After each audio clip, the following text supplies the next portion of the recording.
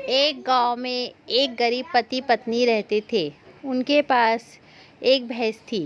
वह उसी का दूध बेचकर गुजारा करते थे। इससे उन्हें ज़्यादा आमदनी नहीं होती, बस जैसे तैसे गुजारा हो जाता। एक दिन पत्नी ने कहा, सुनो जी, हम लोग दूध बेचते हैं, लेकिन हमारा गुजारा ठीक से नहीं होता।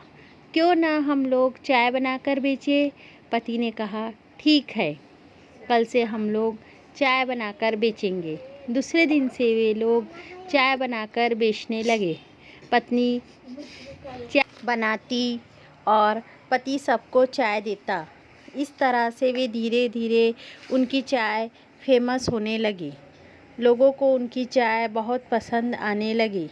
धीरे धीरे दूसरे गांव के लोग भी उनकी चाय पीने आने लगे।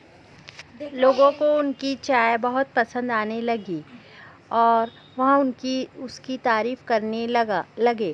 कहने लगे कि अरे भाई, तुम्हारी चाय का जवाब नहीं, ऐसा लगता है एक के बदले 2 कप चाय पी लो।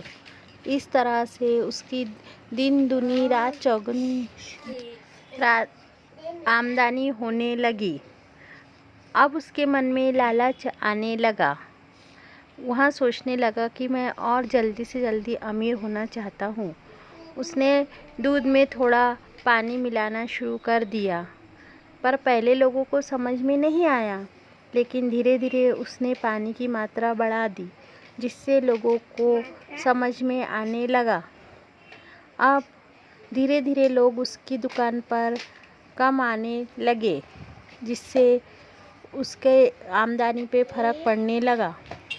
अब 1-2 लोग ही आने लगे। अब वहाँ लोग दिन भर खाली बैठे रहते। अब उस आदमी को बहुत पछतावा होने लगा। वहाँ लोग जैसे पहले थे फिर वैसे ही हो गए। इसीलिए कहते हैं कि लालच कभी नहीं करना चाहिए।